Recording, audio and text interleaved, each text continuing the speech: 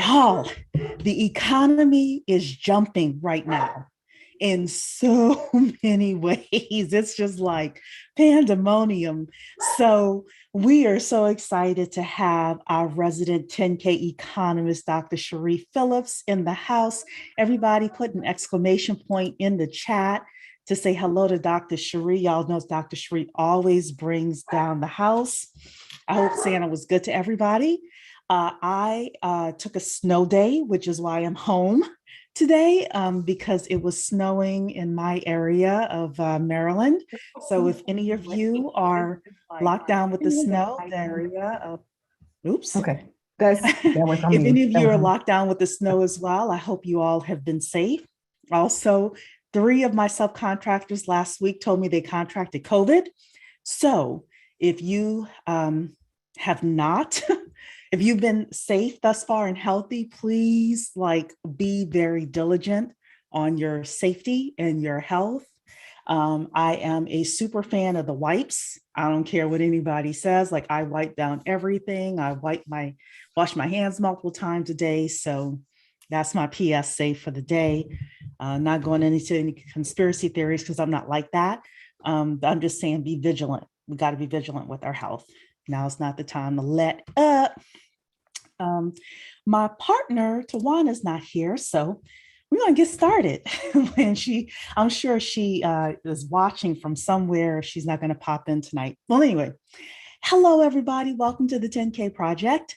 We are the largest community of investors who actively fund Black-owned businesses. The minimum investment is $100 in a business. We do this through something called equity crowdfunding, which is governed by the Securities and Exchange Commission and FINRA. The way that it works is super simple. If a company decides that they want to raise money, they could raise anywhere from $10,000 to $5 million through this process. They have to go through the SEC and FINRA, get a check mark. I'll just call it like that to keep it super simple. Get a check mark from them to say, yes, you can raise money in this way. And it allows them to raise money from everyday people like you and I, who are called unaccredited investors. That just means we're not wealthy investors. What happens within the 10K Project is we focus on Black entrepreneurs that are raising funds in this way.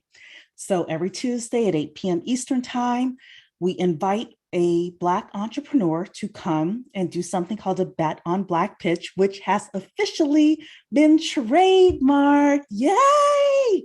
So the 10K Project owns Bet on Black pitch, is in terms of the trademark. So what happens is the entrepreneur comes in front of us as a community. They present kind of like a Shark Tank pitch to us. We get to ask that founder questions, and Tawana sets it up where she does not leave the Zoom until all the questions have been asked and answered. And then you as an individual gets to decide if you want to invest in that business. Most of the time, the investments are $100, $150, really low amounts. So this is something where most of us can participate.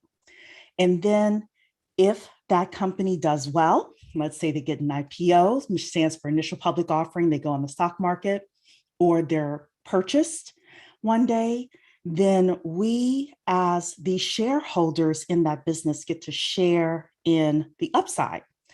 If for whatever reason the business doesn't work, it doesn't mean it was fraudulent, it doesn't mean that it was a bad entrepreneur, it just may not have been the best business idea at the time. That's no problem. All we lose is our investment, whatever we put into that specific business. So this is how a lot of wealthy investors invest in the stock market. They don't put all of their money into retail stocks, which Dr. Cheri may talk a little bit more about today, but those are the stocks that are on the public exchanges. They buy a lot of private shares as well. So imagine if you had invested in Facebook or Coinbase or something like that when it was private. That is what we're doing, but we're betting on Black entrepreneurs. So Yeah, so Beulah's definitely say wear your mask, wash your hands socially and physically distance from people. And yeah, get your boosters, get your vaccinations if that's what you choose to do, definitely. So thank you so much, Beulah. Um, so with that, I just want to do one more thing, Dr. Cheri, before I bring you on. Tawana usually does this part of it, but I just want to make sure everyone knows if you 2022 is your year, for example, for you to get your money right. Don't forget that we have um, an association with Freeman Capital. Freeman Capital is a Black-owned financial coaching program that is run by Calvin Williams. And he is a licensed professional. Everyone that works under him are licensed professionals, and they have 6 weeks of financial planning 6 months of financial planning where you're able to get a personalized wealth plan. They walk you through, like, if you say your goal is to retire or to help your kids get through college or whatever it is, they walk you through investment plans, lifestyle plans, etc. It's a one-time payment of $347 for you to join the 10K project, get access to all of the goodies that we have here within 10K, including access to the Bet on Black pitches, and get 6 months of financial planning from Freeman Capital.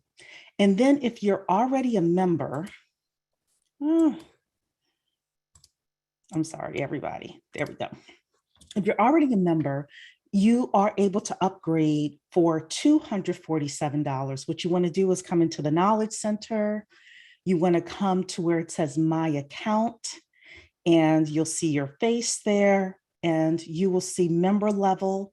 It'll say Gold membership, and it'll say Upgrade to Platinum membership. So I wanted to make sure for the beginning of the year, especially, that you knew how to do those two things. And Sharnetta saying, I'm glad I invested in the financial planning. Fantastic. Sharnetta, we are going to ask for a testimonial from you because Tawana is really trying to get those testimonials in for Freeman Capital and the financial planning. Even if you don't decide to use Calvin and his team, find somebody to help you. Oftentimes we try to do these things by ourselves, whether we're embarrassed or, or we think it's too expensive, etc. I find that one of the best ways for me to reach a goal is to have a professional work with me, even if it's just to create a plan of action. So they're going to be on next week, I think, in order to talk with us more about getting our money right. It's either next week or the following week, but I want to make sure that you are you're ready. You're ready for 2022 because, as Dr. Cheri, I'm sure, is going to talk about tonight, there's a lot of things happening in this economy, and if you are not ready, you are not going to survive economically. So, Chris, thank you so much. So with that, well, hello, Dr. Cheri. Good evening. How are you? Happy New Year again. Yes, Happy New Year to you. So I want to, first of all, welcome you again. Yes. I'm Yeah, thinking this is my second first quarter report, I think. probably. Yeah. Yeah. You were Yeah. here all last year, and I think you started with us like the fourth quarter the year before. So, Yes, yes, yes, yes, yes. yes, yes. Well, without further ado, why don't you usually have about 20 minutes worth of just goodies for us. So first of all, because we have so many new people here, tell everybody who you are. Okay. You're a professor, you're an economist, you really know what you're talking about. Everybody, as Dr. Cheri is talking, don't forget you can add information in the Q&A. I'll also be checking YouTube and Facebook and Twitter. So if you guys are over there, put your questions in. We will get to as many of them as possible, but I usually like to let Dr. Cheri, she talks for about 20 minutes and just gives us an overview, and then we will bombard her with questions. Okay, good evening, everybody. For those of you who have not been with us before and are new to the quarterly report, I am Dr. Cheri Phillips. I am a macroeconomist and a teaching professor at the State University of New York at Cortland. My specialization, I'm a macroeconomist and I am a generalist, meaning that any aspect of the macroeconomy is what is of interest to me, specifically as it relates to the African American household in the United States. So that's my specialist area of specialization. And I teach at SUNY Cortland and have taught not just only in the United States, but I have taught in China and other countries abroad. I have my teaching portfolio is economics, international business, management, leadership, finance, and also entrepreneurship. I had to think about that for a minute. And so I joined the 10K project in 2019 as a guest economist. And then from there, I've become an invested member. And so I'm sure at some point in the session, they will talk to you again about how you can join it if this is what you, if you can appreciate this type of content in this format. So let's get down to the nitty gritty. Let's talk about 2021 in a nutshell, and then we're going to talk about what we can look forward to and what we should be anticipating in 2022. So let's strap up, let's go. So last year, we saw inflation, we saw increased unemployment, we saw increased resignations. We talked about that in the second quarter last year, and I told you all to be on the lookout for what we were calling the Great Resignation. And at the time, we were seeing it trickle, but I think the peak was in October, where more and more people reevaluated and reassessed their work behavior and work patterns and decided for any number of reasons to resign from the corporate arena. And some have gone back to school, some have decided to go into entrepreneurship. And so they found other ways to find income that was not tied to a corporate job. So we call that the Great Resignation. And again, that at its height, at its peak was in October. And since then it's kind of dwindled down, but the numbers are still high. And so people again are reevaluating, what it means in terms of work-life balance. And that's going to have a trickle effect. And we're going to talk about that, what that trickle effect is in a few minutes.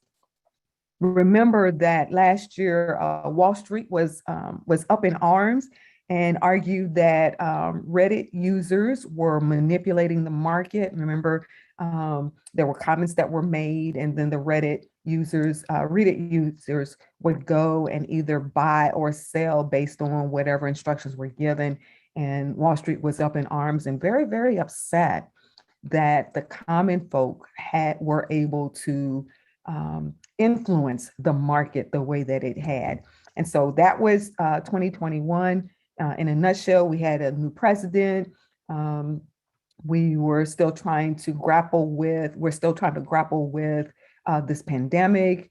And I told you all that as they roll out more and more information, those of you who are investing, those of you who are looking at business opportunities, we said healthcare, we talked about pharmaceuticals, and those were some areas. Supporting those areas would be good opportunities for business development and business growth. And so that was 2021. And so when we move, as we move into 2022, as you know, supply chain, we talked about supply chain last year. We're going to talk about supply chain again this year, not just in terms of how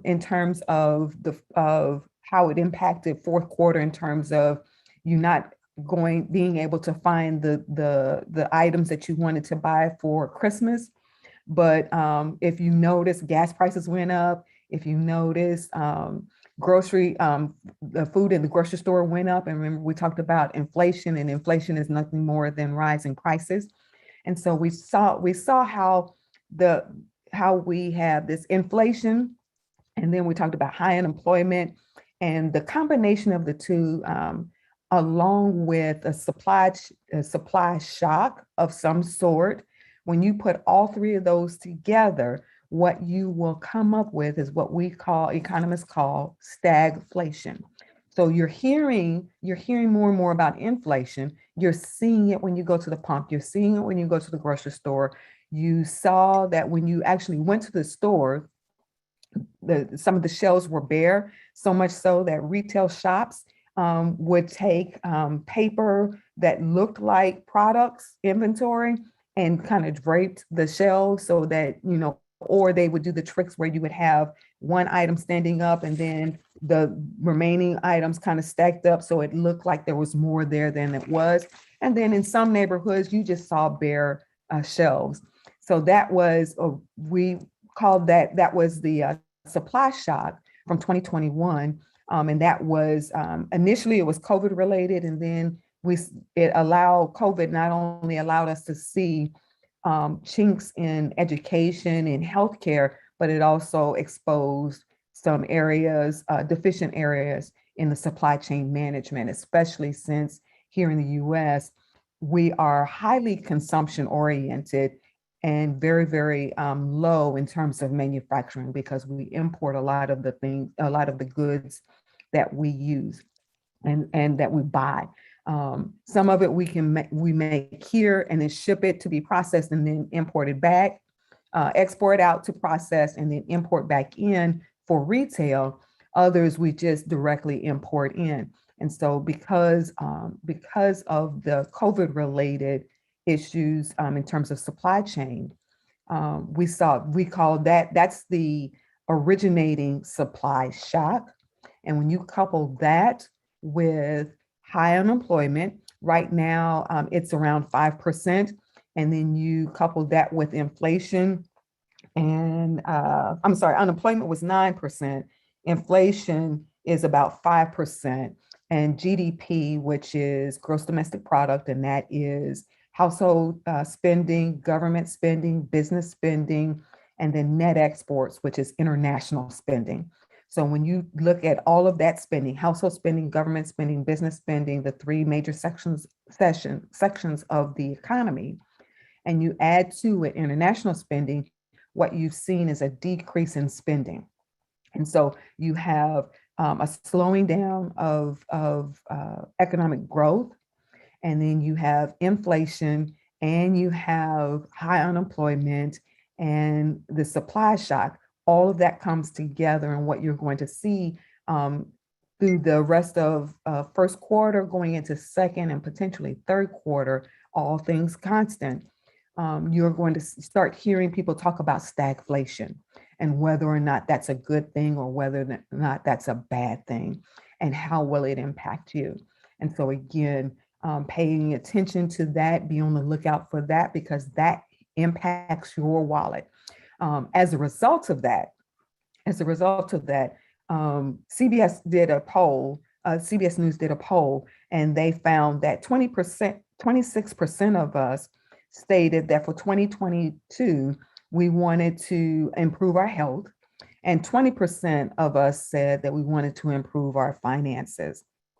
And so when we talk about improving our finances, those of us who have invested, and we invested in index such as the S&P stock index, that was S&P was on a 3-year roll in terms of increasing. I think it was a 27 saw an increase. S&P index saw an increase of 27%. Some of the other indexes did well.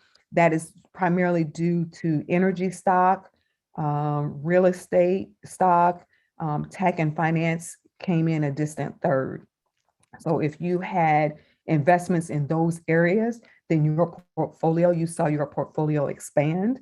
If you did not so much. And remember, we said in second and third quarter, Try not to look at your portfolio every day because that may cause some heart palpitations. Just put it in there knowing that over time it will fluctuate. In the short run, it will fluctuate. Over time, it will increase. And so, and then also let me remind you all that past performances, so again, S&P index has done phenomenally well, increased 27% over the last 3 years. And remember, past performance doesn't guarantee future success. It's just an indicator. And we talked about that again, put it in there. If you're investing through those vehicles, put it in there. Try not to look at it too frequently, frequent enough so that you can make decisions, but not so frequent that you get anxious about doing so. You have any questions for me, or should I keep going? No, keep going, and we're gonna hit. I just wanted to like pop in. Okay. So, All righty. Fidelity Investment did a survey last year as well, at the end of last year. And in their survey, the top three goals, financial goals and objectives of the participants, 43% said that in 2022, they wanted to save money.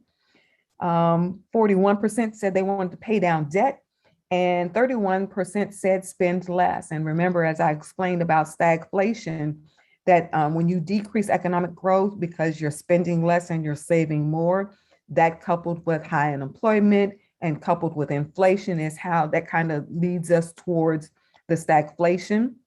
And so this is kind of, here's the quantitative, the data that would suggest, that tells us we're headed towards a stagflation. And as I told you all last year when we were talking about inflation, I told you that from here, looking forward, we can only forecast stagflation. We won't actually call it until we look back. So it won't be until third quarter or fourth quarter, we'll look back on first quarter and say, was it or was it not stagflation? Because you need a couple of months, not months, you need a couple of quarters of activity to say definitively, yes, we are experiencing stagflation. And so I'm just telling you, I'm not saying that we're in it. I'm saying that we're forecasting that first quarter will lead us into stagflation, unless we see some type of change relative to unemployment, relative to economic growth, the GDP, or relative to inflation. And so, that was when we talk about saving money, when we talk about paying down debt, when we talk about spending money, all of those behaviors contribute to stagflation. Now, this again is not a time for panic if you recognize that there are many, many opportunities that you can take advantage of during this time period. Another thing that we need to be on the lookout for is asset management. The Knight Foundation did a study, and what they found was that women and minorities make up 1.4% of the 82 trillion with a T industry in terms of ownership. So if you, when it comes to asset management, and we're looking at firms that manage this total $82 trillion industry, 1.4% of the firms are Black or women owned. And so in terms of, and to give you an idea of how much money that is, women and minority owned firms are handling somewhere between $1.148 trillion worth of assets. That is, if we're looking at a pie and we cut that pie up, you can't even see the slice. You could not even see the slice. If you cut that up into 100 pieces, 100 slices, one slice of that 100 slice pie is managed and owned by either women or Blacks and other ethnic minorities. And that's combined. Yeah, and Okay, it's that's very combined. hard. I've seen quite a few interviews and documentaries with regards to this. It is very hard for them to break through. Yes. One of the biggest issues that I saw was an interview. I don't remember who the gentleman was, but he was talking about the fact that they went to the New York Pension Fund, and the people who contribute to the New York Pension Fund are mostly like your subway workers and people like that. They tend to be minorities, Black people, et Mhm. cetera. But when they went to the New York Pension Fund and they said, well, will you give us, X percentage of that pension fund to run, even though this gentleman said that he had a better track record than the person that was chosen, he still was not chosen. There's an image and a media perception issue with regards to this. And he rightfully was complaining, like, you know, because he said, I had better numbers and better results over a longer track over a longer period of time than the people that were ultimately selected. And Yes. um, and Yes. and And I'm that sure that's not the only case. honestly, that is the norm, because what this study also found out is that when you compared how Blacks and women manage those assets and compared it against their white counterparts, there was no statistically significant difference in outcome, Yeah. meaning Black and women-owned firms did just as well as their white counterparts in terms of growth for those asset management. Yeah. And so when we talk about asset management, let's talk about what that looks like. So asset management includes private equity, which is private financing. That is where groups or individuals would deal directly with a company and finance privately directly. So that's private equity. Real estate mutual funds, and that is you have mutual funds that invest in real estate companies' securities. So think about your commercial real estate companies, whether it's property management or organizations that would like buy land or commercial property or large blocks. Like I'm in Nashville, and there are corporations that will come and buy up land and then build whole communities, and then do like the perpetual lease where you never own the property. You're just going to lease it for like 99 years. And so those companies are publicly traded. And so when you pull those together and you create this mutual fund, that's the real estate mutual funds. Asset management also includes hedge funds, which is a pool of investments that are traded, that are also traded, but they're done privately. And so when we're talking about this 1.4% of 82 trillion, the assets that they're managing are either private equity, real estate mutual funds, hedge funds in one of those three areas. And yes, it's very difficult to break into those areas, into those arenas.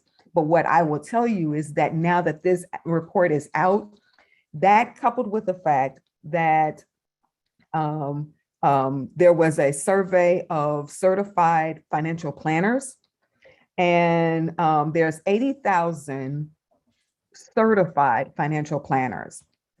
Less than 35%, or approximately 2,700 of them, are Black or women or other minorities.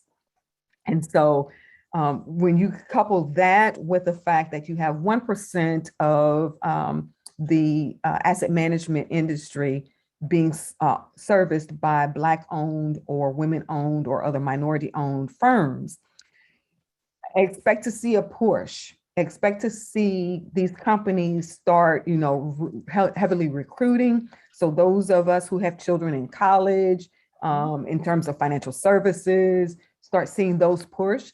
Those of us who are in financial services, depend upon your employer, start expecting them to kind of like, I want to mentor you to, get your CFP, or I want to mentor you to get into this area of And take expertise. advantage of those things. So, Wall Street Bound came to us. They're an organization that specifically focuses on, I think it's minority Mhm. youth getting into Wall Street jobs. If you have a child, grandchild, even that 30-year-old that's like been working at Starbucks, and no offense to Starbucks or whatever, but you're like, look, maybe now's the time for you to move into a career. Maybe you want to consider this. Wall Mhm. Street Bound is an initiative that they came. You can check out our YouTube channel, put in Wall Street Bound, you'll find them, and you can reach out to them. It was a fantastic interview that they did on our channel. The other thing is, we had Erica Alexander come a couple of weeks ago and talk about her NFT. And one of the things she talked about was how they're partnering with Black Girls Code. 15 years ago, there was a real push towards women getting in STEM, and we're starting to see the ripple effects of that now. I Mhm. think the next is going to be seeing women and minorities real push to get them not only through the door with financial areas, but up like the chain of command as Mhm. well. Mhm. Start paying attention to that and start figuring out how to ride that wave. Thank you, Kevin. Thank you. He put in the URL for everybody in Zoom here for the Wall Street Bound program. Definitely. I'm sorry I just want to say one more thing. No, that's okay.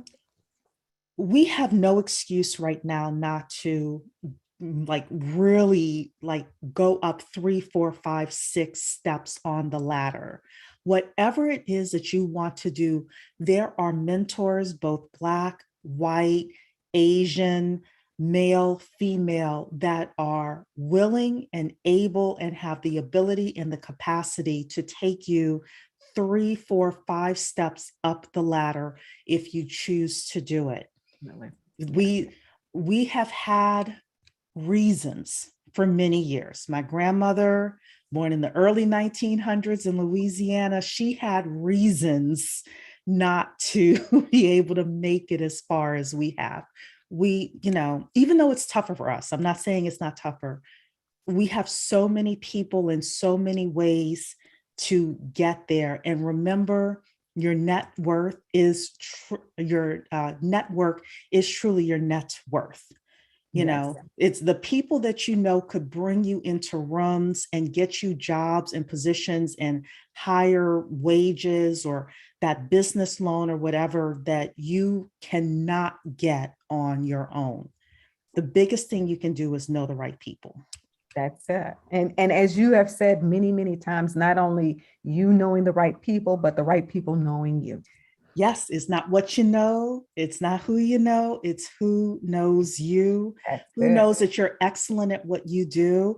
I get asked to do stuff I'm not even qualified to do, just because people are like, well, I trust Cheri that you'll, if anybody can figure it out, you can figure it out. She's I've going to had to figure it like out. start saying no to stuff and saying I'm going to stay in my lane. Like, this is my lane. I'm going to stay in my little lane Yes, here. that's it. That's it. Um, did That's you it. have anything else? I got a couple more things. And Okay, just go ahead. to kind of nail this home for those of us who are still kind of wavering in terms of the financial planning and asset management, know that asset management is the cornerstone of our economy, because asset management is how businesses get funding and finances so that they can either start up or expand, what we call scale up their businesses. And so asset management is the cornerstone. And the coup d'etat, um, in that Fidelity Investment survey that I mentioned earlier, where we talked about the top three financial objectives for 2022 was to save money, pay down debt, and spend less. That same survey noted that 62% of 18 to 35-year-olds stated that they plan to increase their retirement contributions. Those who were working, 62% said that their plan was to increase their retirement contributions. And so if financial planning, helping others manage their money manage their assets to get in on that. If that was ever planted in your ear and you needed some confirmation to move in that direction, this is your confirmation. This is your confirmation. And then finally, the CDC, as you all know, just recently the CDC reduced the isolation period from 10 to 5 days. And while we don't think of that in that announcement in terms of the economic impact, other than that was done at the behest of industry because they were strapped in terms of labor, know that the labor market will adjust and adapt accordingly. Expect in some instances, employees are going to again start pushing back. And that's going to that could potentially contribute to unemployment numbers, that can contribute to the Great Resignation number.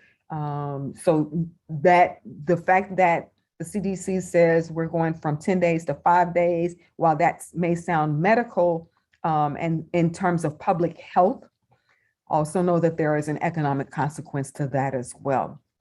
And then just a couple of, I talked about stagflation earlier, and then just a kind of something to be on the lookout for. So there is an Israeli startup organization called Future Meat Technology. And they've recently raised $347 million in funding to harvest sales from already slaughtered lamb, pig, chicken, and beef. And they're going to use that technology to help to create food products that you may find in your grocery store in the not too distant future.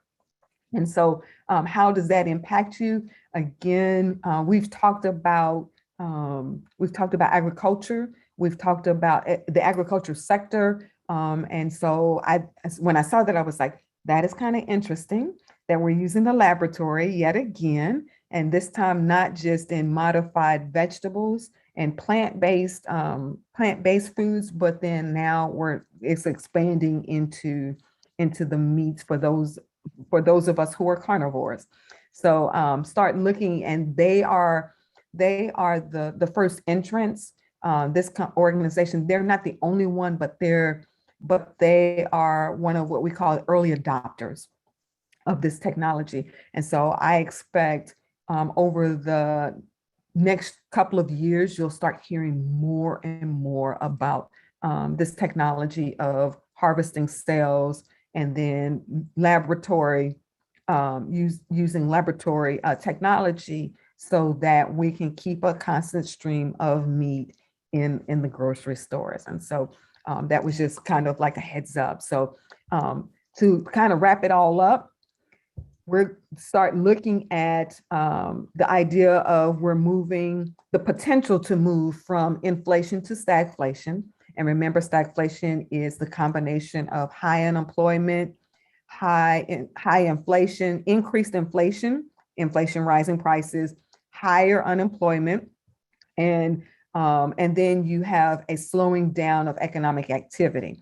And the slowing down of economic activity, one of the ways that would happen is you have decreased spending. So you would see GDP, you're looking at, so if you're watching the news, pay attention to Friday, this upcoming Friday, the jobs report for fourth quarter will come out. And so that is that's how we're going to kick off 2022 in terms of the unemployment. Right now it's about 5%. So will that go up? Will it stay the same? If it goes up, and then you have inflation continuing to rise. And then so you look at the inflation rate, you look at the unemployment rate, and then you need to look at the GDP, fourth quarter 2021, first quarter 2022, and then when we meet again in second quarter, then we'll look at these 2 quarters, and then third quarter we'll look at the second quarter, first quarter 2022, and fourth quarter 2021. We'll look at those 3 quarters. And if inflation goes up, if unemployment goes up, and GDP comes down, then you'll start hearing economists say, it looks like we're entering into stagflation. And so there are opportunities there Again, there's opportunities. The name of the Israeli company is called Future Meat Technology. And so we look at those those data, those statistics, and then we kind of say based on these last three, and it's a rolling three. So we'll talk about this again in third quarter, and we'll look back on second and first quarter, and then fourth quarter last year, and then each quarter after that we kind of will look at the previous three quarters. And based on those previous three quarters, we can say, yes, we're moving towards stagflation, or no, we're not. I will also drop in that as you'll start seeing and hearing more about what we call those pop-up borders. One of the reasons that we've had the supply shock with the supply chain is you've seen on the news the boats out in the harbors. Yeah, that's just hanging out there. Yeah. Just hanging and then out there. all of the container ships on the docks, and they can't get the container ships anywhere because the onto the truckers are land backed and then up. get them off the, yes. So we'd have to get them the boats, the ships into the docks, get the containers off the docks into the bay, the area, and then get them there, get them on trucks and get them dispersed. Based on what I've seen and what I've heard, I suspect that will, unless something major happens, I suspect that the supply chain will kind of unwind itself as we get, truck drivers, and as we kind of figure out where to plug the holes in the supply chain. And you'll start seeing, hopefully, as that unwinds, you'll start seeing a flood of all that stuff that's been out there will hit the market. That's another type of supply shock. So because then you're going to have too much stuff on the shelves. Exactly. Exactly. So we had last year's supply shock, which was a lack, right? Second, third quarter this year, all things being equal, we're going to see a second supply shock where we're going to see surplus. So we had shortage last year. We're going to see surplus this year. Yeah. And so be on the lookout for that. And either one of those two supply shocks is what's necessary to help move us towards stagflation. Wow. Well, that was so much. Excellent. Excellent. So people have questions. I want to, when you mentioned the future meet, that got me thinking about something I did last week. I did a little pop-up stream myself. And I want to, if anyone's really into the stock market and these types of things, and you're kind of an expert where you like to do research on this, I did something last week on investing in robots, and and then the robots are taking our jobs, of course. It was a kind of a little tongue in cheek, but I showed some examples of like a bricklaying robot, and because we hear about or we're starting to see the self check-in at McDonald's, but what people don't know is now there is a robot chef. And that was what actually spurred me to do the live stream, was because there was an article in BBC about the robot chef, and it's like a real robot, and it has 50,000 recipes in it. And what they did was they figured out how to mimic a chef's movements. Like they hired a chef and like they mimicked his movements. Yes. And now you've got the robotic arms and everything. Y'all, it is so cool. With AI as the brain. And then the blockchain as a security system. Yes. Exactly. So jobs are going to change, jobs are going to shift, et cetera. This is partially conspiracy theory of mine, is that this whole thing that happened in 2020 with people not wanting to come to work, and the great resignation and all of this has accelerated some of this as well. Yes. But when you talked about future meat, I do think it would be great for the 10K project. We are not going to give financial advice on what stocks to invest in, because we don't do that. but to really explore some of the companies that are making these kinds of headways. Because I did know, obviously, about the plant-based because I don't eat meat, but it's interesting you're talking about the future meat now. So I would want to know about other companies that are doing the same thing. And hey, can I invest in that company? Are they public on the stock market? Are they on NASDAQ or the stock exchange? I Exactly. think that these are the types of things we want to do. We have our Bet on Black pitches, which of course we definitely want to support our privately held entrepreneurs, but then also the rich are getting richer because they're investing in these companies that they see, oh, wait a second, 10 years from now, that company is going to be worth $1 trillion. Let me put my little Exactly. $200 in now, Now and let it and ride. then yeah, and then some people are even choosing to do dollar cost averaging with some of these shares as well, because they're in your 401k stock portfolio, or you could do something in your stash account or Index, your mutual Acorn funds, or all of that. exactly, Exactly. exactly. So if anyone is like either a stock person where you like to look at different stocks and what they're doing and business research, or you're just like a research person and you want to take that challenge on with me, then probably a couple of times a month I want to come live and talk about different industries, what's happening in AI, robotics, this future meat, other types of cool things, and it'll make us smarter investors for the Bet on Black pitches as well. Because Yes. when stuff Yes. comes in, we're like, ooh, we heard about that. Yeah, Yes. there's this other company, but we could support our company that's going to do the same thing. Exactly. And making those connections, Yes. because one of the biggest challenges and the things that I try to explain to my students and to my mentees, when I'm working this out and discussing this out, connect the dots. Mhm. So this may seem random, but then if you think through that process, think through the supply chain, think through, the connection. Well, if they're making meat here, how is that going to impact restaurants? How would that impact grocery stores? How would that impact, this is going to be direct competition against, natural, so farmers and those who are cattle herders and those who are in that industry.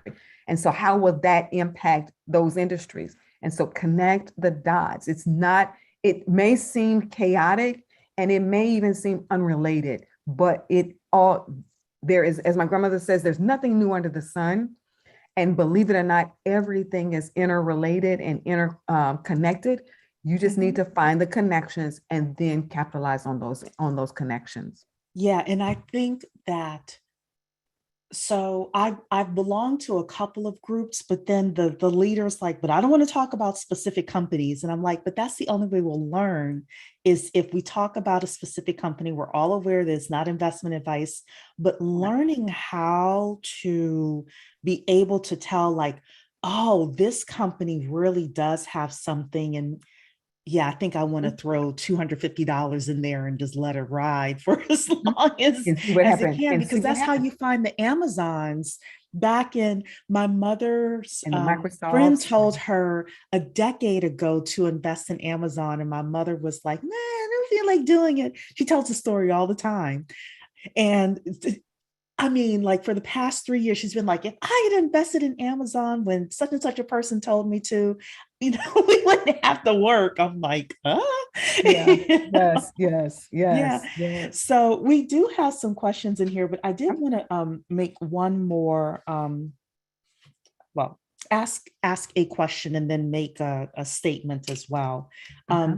I'm going to actually start off with the question.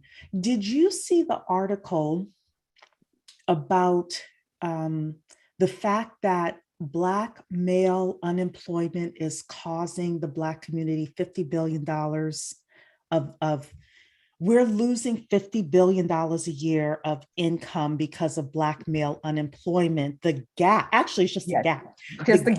gap in Black male unemployment to the rest of, I don't know if it's the male counterparts. I have the article, but and we're actually going to review it in about 4 weeks, and it's going to be a call-in show.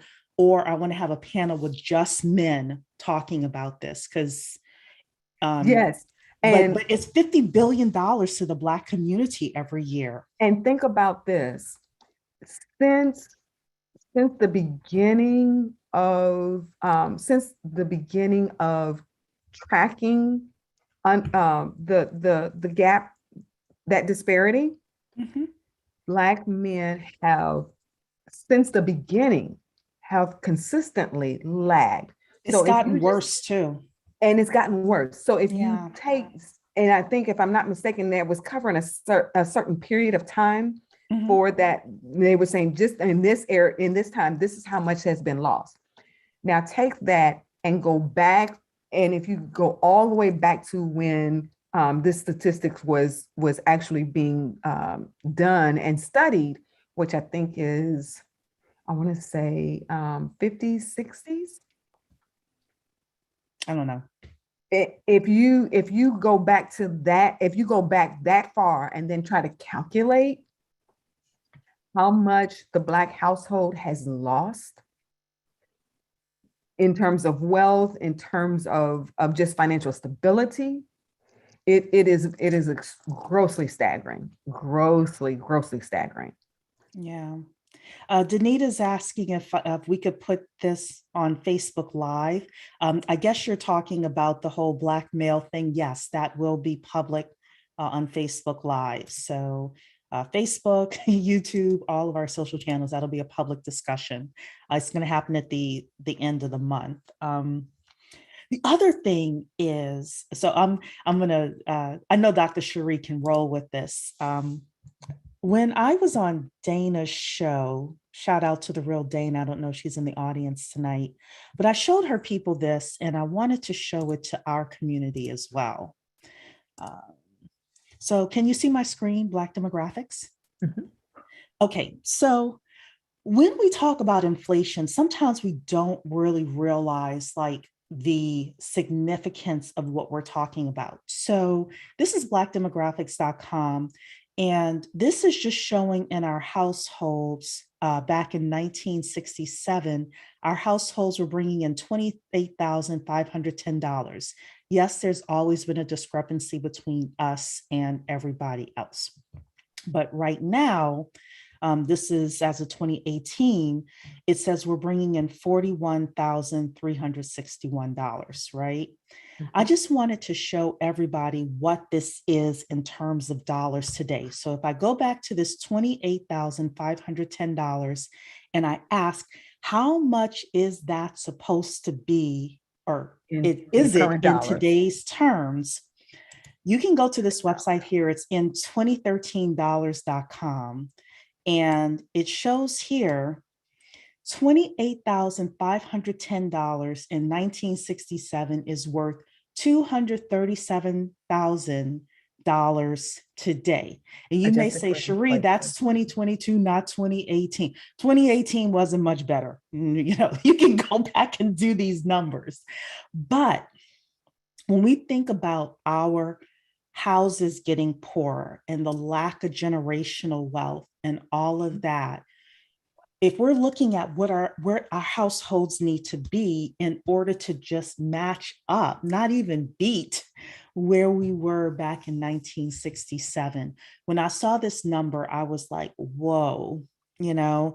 And fortunately, between my mother and I, we lived together. And part of it, we did it just, you know, for the economic savings. Some of you may need to consider, you know, rooming with people or whatever to get there, you know. um, but yeah, like just seeing those numbers, and again, you can play around with that website and things like that, but just seeing what inflation numbers should be. Like some of us have businesses. I have a business. I had to raise my prices last year, and I had to send notes to certain referral partners saying, hey, my prices are going up, so you can't quote these old prices to people anymore, right? Right. So, you know, we're all making choices. Some of you have been at a job for the past 10 years. You have not gotten a raise. You're wondering why you're losing. That's This why. could be a That's yes. So why. this is where we start talking about practical things that you need to be thinking about. Mhm. These are the practical things that you need to be thinking about because the prices of everything is going up. You're not going to be able to negotiate those prices down. You're going to have to make more income. So, And I will say this. So the inflation has increased over the last couple of months. mhm, In for 20, I say for 2021, mhm, it averaged out to about 5%.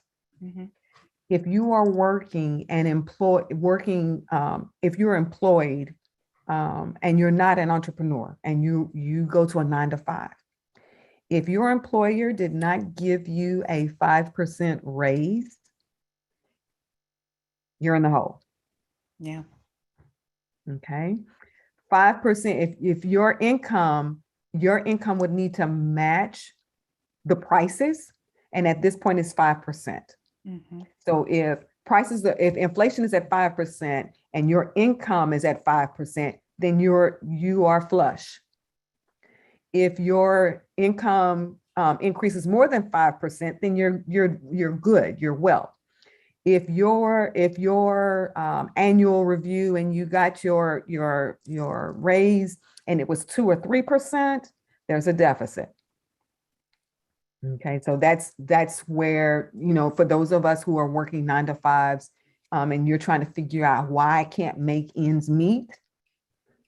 If I didn't get a raise, or if my raise was anything less than 5%, it's going to be harder for me to make ends meet. And Which so is then I why have our to think about, counterparts, which is yeah, why our counterparts are doing the great resignation. yeah, yeah, They're because they understand in order to get not only a 5% raise, but a 15% raise, they got to do something called monkey barring. yeah. And that's something I didn't do when I was in corporate America. I wasn't good at that. Now we have to be, and my so I'll tell y'all a story. It's been like however many years. It was the early 2000s when this happened. So I'm sure the statute of limitations is over. Um, so there were two men that had the same job that I did. One man was white, the other was black, and then there was me.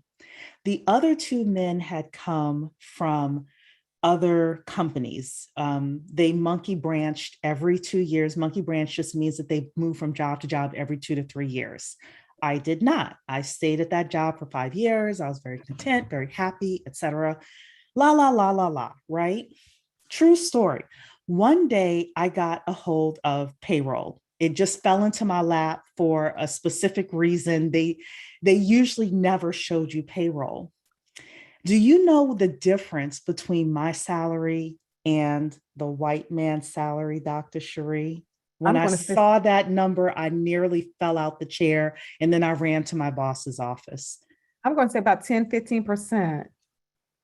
25K, 25K difference. Mm-hmm. That's $2,000 a month extra he was making versus me.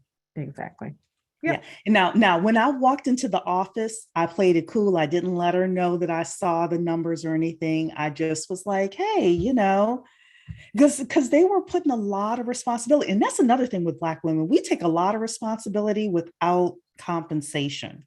I was Yes. getting like stuff that was above them with regards to the analysis that I was doing. I felt, Mm-hmm. yet Mm-hmm. they were making more than me. So, Mm-hmm. um, yeah, Michael's saying the black tax, it covers this issue. Yeah, we've got to be smarter. We've got to be Yes. Yes. smarter. Yes.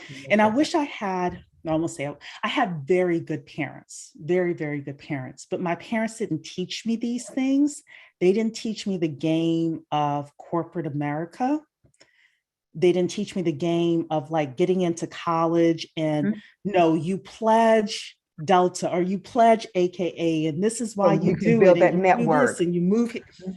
Yeah, like, and I mean, I consider myself a pretty well off person now, but I'd be so much farther. So, I do that with my students. I tell mhm, them, pledge a sorority or a fraternity to build that network. mhm, There are certain, like, especially if you go to a liberal arts college where you have to have a little bit of this, a little bit of that, and and one of the requirements is a physical education required piece. And I'm like, why are you doing fundamentals of PE?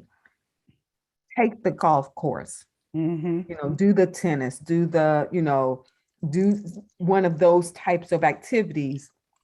Especially, I recommend golf because I explained to them that it's in the social settings that the deal is actually made. If you're in the conference room, the deal is already done. You're just doing the minutia and the details. The deals are happening there, and so on the golf course, on the golf course. And then I also recommend learning extra languages outside of just self gratification, but learning extra other additional languages helps make you more marketable.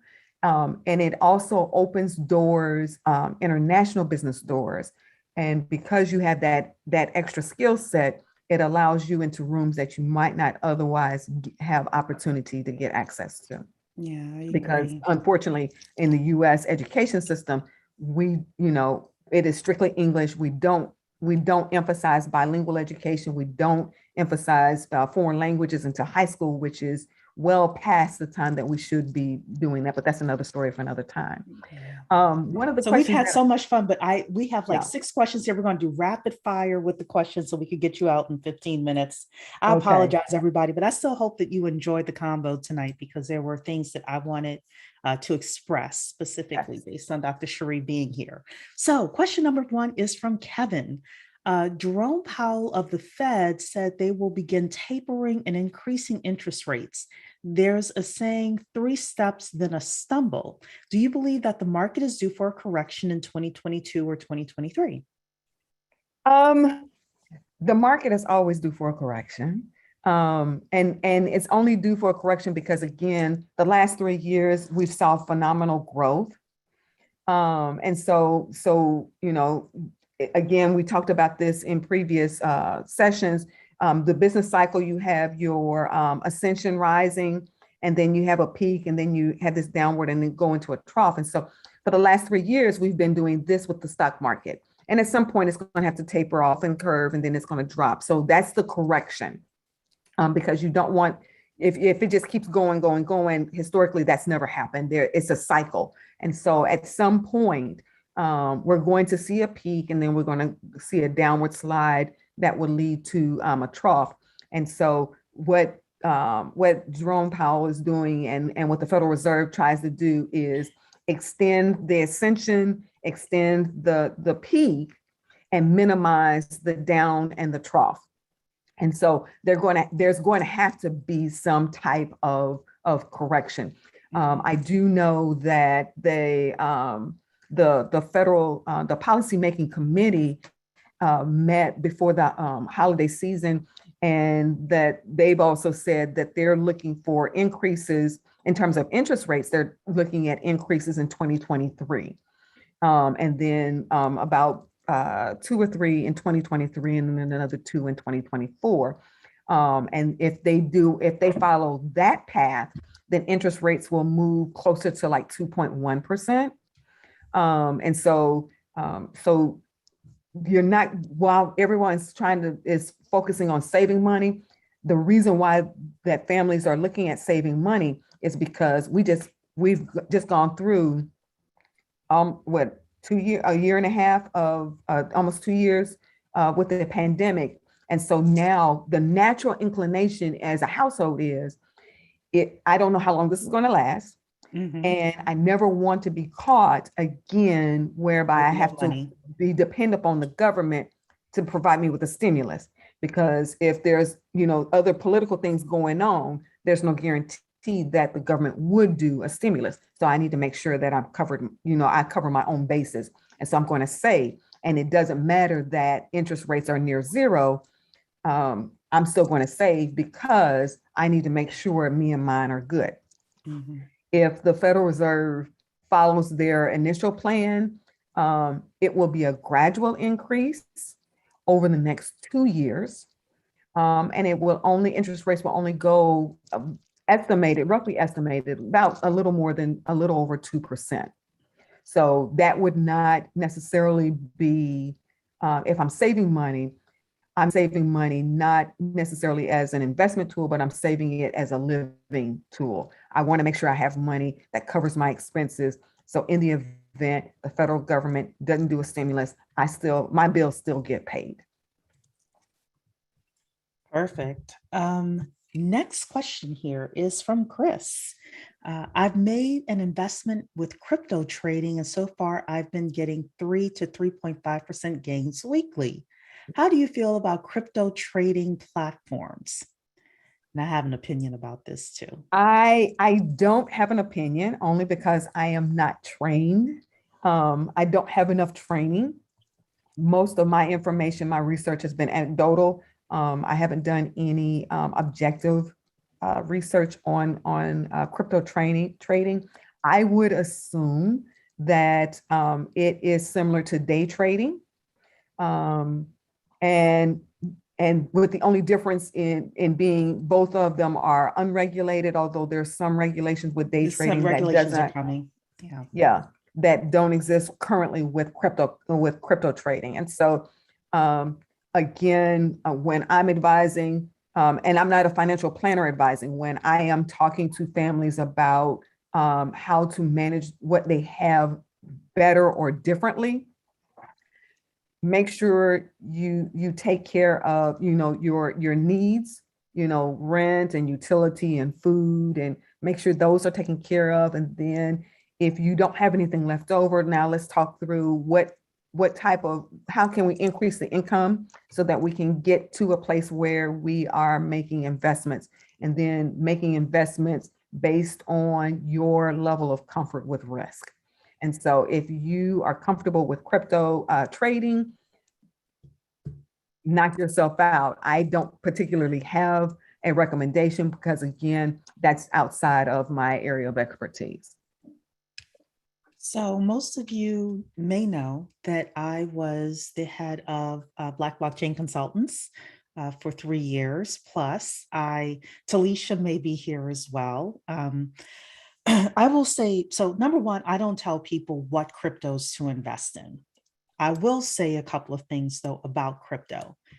I am bullish on crypto overall, meaning that I believe that decentralized finance is happening. I'm skittish on any specific cryptocurrency. Yeah. I want to repeat that because that's very important for you to understand the distinction. Yeah. I'm bullish on crypto overall. I think overall, the industry is going to happen long term. Yes. But I'm skittish on any one individual cryptocurrency because there are a lot of factors that make a crypto go up and only a couple that make them go down. Exactly. Right? Exactly. So do not, and I will say this, do not put any money into any single cryptocurrency that you cannot afford to lose. Mm-hmm. And I wouldn't even put any money into crypto. I'll be cautious. I'll be cautious about putting money into crypto overall that I'm not afraid to lose or see go up, down, Yes. up, down. It's very volatile right now. Yes, very volatile. It's always been volatile. If you cannot handle the volatility, even That of the might not be the big investment. ones, don't do it. Yeah, that might not be. I will also say this. There are crypto trading platforms that are on public exchanges. For example, Coinbase is now a public company. Now they've got their ups and downs at Coinbase as well. This is not financial advice with Coinbase. However, there are certain ETFs now that are created where it's easy for you to get in and out of them easier than some of the actual, currencies that are underlying it. So do your research, do your research, do your research. That's it. Due diligence. Next Tony, question. I'm sorry. Next question. Next question is from Tony. Okay. What has the Treasury signaled in terms of changing interest rates and how that will look for 2022? I think you kind of talked about that. So Mhm. we're going to move on to Kevin asking, I hear a lot of people talking about the January effect. So goes January, so goes the rest of the year. Usually the small cap stocks, Russell 2000, outperform the stocks in the S&P 500. Will that be different this year? As an economist, I'm going to say it depends. And it depends on what policies, because as you all know, Congress will be returning pretty soon. It will depend upon what policies they put in place. One of the things that we'll need to be on the lookout for is Build Back Better, and how that will, how that shakes out. What other policies? It depends upon whether or not the Federal Reserve holds true to what they're going to do in terms of the monetary policy, on the monetary policy side. And that is not just only interest rates, but also, remember, I told you in previous sessions that they're also responsible for the money supply. And so as we are talking about, and I told you all to pay attention to the unemployment rate, pay attention to the inflation rate, pay attention to the GDP. Know that the Federal Reserve Bank is also paying attention to those indicators, specifically paying attention to inflation, and then determining whether or not they want to manipulate the market in terms of the money supply. Because when you have inflation, that lends itself to, you have a whole lot of money, a whole lot of dollars in circulation, because you have more dollars chasing fewer goods. And so the Federal Reserve may come back and say, you know what, we need to clamp down on inflation. And so then they will create policies and different strategies that would pull some of that money supply, reduce the money supply or the amount of money that's circulating in the economy, especially if they fear that stagflation will hit sooner than later, and if they anticipate that stagflation will hit hard. We're still not out of the pandemic. We still have high unemployment, and so it depends on what Congress does in terms of fiscal policy. It depends upon what the Federal Reserve does in terms of monetary policy, and how they will act and react against each other, and that will determine whether or not that happens. Next question is from Tony. For me, actually, asking about upgrading from gold to platinum membership. It says 3 months of financial planning instead of 6 months. So it is 6 months, Tony. Thank you for letting us know that, so we're able to change that in the internal workings of the system, but it is 6 months. Chris is asking for you, Dr. Cheri, did you say a 30% raise or a 3% raise to keep up with inflation? Okay, so inflation is at 5%. Mm-hmm. If you only get a 3% raise, you're short. You need to ask for 5. You need to ask for 5. You need to ask for 5. And to give you knowing your numbers. Congress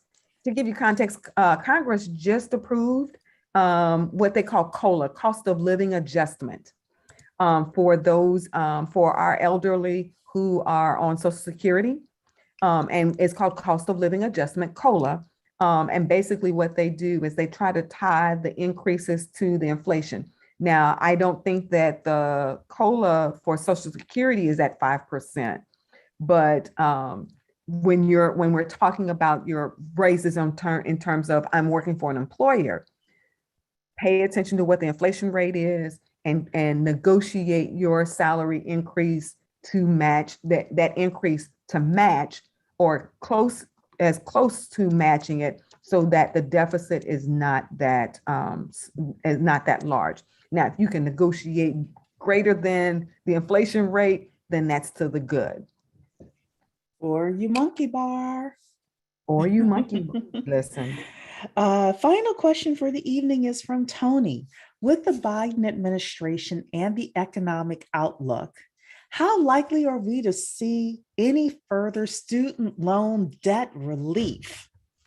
How likely, Dr. Cheri? I have my You know opinion. what? You know what? I honestly think if we move into stagflation, if everything kind of stays the way it is and we don't see a rebound, a significant rebound, economic rebound, then I think we might have one more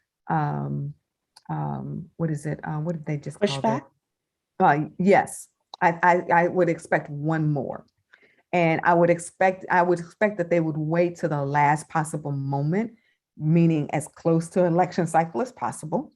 Oh, If they okay. do it, then that would be how they would go about doing it. Mhm. But again, then also you got to remember, Congress still has to figure out whether or not they want to do like the forgiveness and what amounts, because right now the Democratic-led Congress, because the party is so large, they don't with internally don't have a consensus on what that amount is. And you've heard numbers being tossed around, depending upon which side of the camp you're on, you're going to hear different numbers. But Congress and the parties have to figure out, do we want to do this? Now, everyone knows that if the government came through and said, listen, we're going to wipe out student loan debt, economically speaking, they would see a boost. You would see a boost in economic in terms of people spending money. Because if I'm not paying student loan debts, then I'm going to take that money and I'm going to spend or I'm going to invest. And so from an economic standpoint, it would make sense.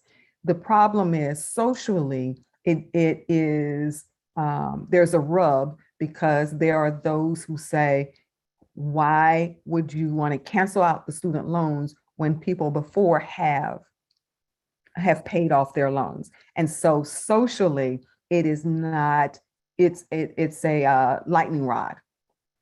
Although economically, there are benefits to doing so. Now, will they do it? Cancel out loans? It's anyone's guess. I think that there's still one more delay.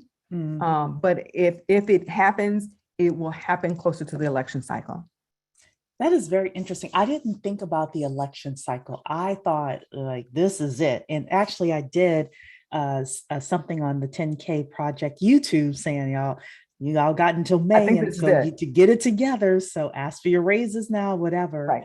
But I think I they're think expecting a bloodbath. Well, I probably I shouldn't have think said that on yeah. on social media. They're not expecting to do well in the midterms, but if in my opinion, if Nancy Pelosi and Chuck Schumer see some seats that they can save with it, just extending it, then Mhm. you're right. There may be a possibility. Right. They're playing chess right now. One thing I will say about Pelosi, y'all know I'm not a Republican or a Democrat.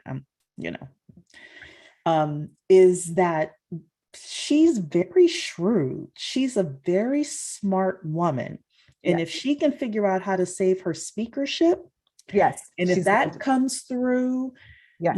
voting for the student loan partial debt cancellation or anything like that, homegirl's gonna do it. She's going to do it. She's going to She's do gonna it. do it. She's going to Yes, do she it. even more so than Chuck Schumer. Like that Nancy Pelosi is no joke. Yeah. And the Um, only reason, the only reason that I said that they would push it back, I think that this is it. mhm, The only reason they would push it back is mhm, that the economy is still stalling. We're mhm. moving from inflation to stagflation. So Yeah. the economy is stalled. If the economy continues to stall, and it looked like we're going into the election cycle with a stalled economy, Mhm. then and And only they then expect to lose a certain number of seats, but they I think do. that they have a threshold that they're like, if the Republicans get more than X percentage of the House, then like we're really going to be in trouble. So I think that that's the kind of thing they're I think, hedging. yes, So this that's is where they're at. where politics meets economics, Exactly. et cetera. So this is Exactly. why I try to Exactly. pay attention a little bit to both sides. So Yes. I'm getting Yes. kind of like a You full can't picture. afford not to. You can't afford not to. And believe it or not, those it families with money, individuals with money, They that's what pay they do. attention. They Yeah, do. They pay attention, and they play both sides. yeah, They they really do. do. Because as I had mentioned last year, at a certain income level, it doesn't matter who's in office. Hmm. It really doesn't matter. If you meet a certain income level and you're above that, or if you are in poverty, below the poverty line, Hmm. it's only the middle class where it matters. Yeah. So if you have extreme excessive income or you're in excessive poverty, it doesn't matter who's in office. Hmm. It's just those of us who are in the middle. Yeah. Yeah. Well, we always have a wonderful time with you. Dr. Cherie's monthly um, updates are going to start happening in February. That is for members only. So if you got like a powwow today, then you definitely want to sign up the10kproject.com. You also get access to the Bet on Black pitches. You can invest in Black startups. And Tawana has a couple of other things up her sleeve that she's negotiating now that y'all are going to love for 2022. So, with Exciting. that, want to thank everybody for being here tonight. And thank you, Dr. Cheri, for being Thank just such a you. wonderful knowledge here. Everybody, throw another exclamation point in the chat just to show Dr. Cheri some love. Let's see Thank those you. Thank exclamation you. Thank points. you. Thank you. Oh, Thank oops, we you got all. another question here. Oh, just exclamation points in the question. Tanisha wanted to make sure you saw her exclamation point. So, Yes. all Thank right, you. everybody. We'll see you Thank you. tomorrow night for the Bet on Black pitch. Take Thank care, you. everybody.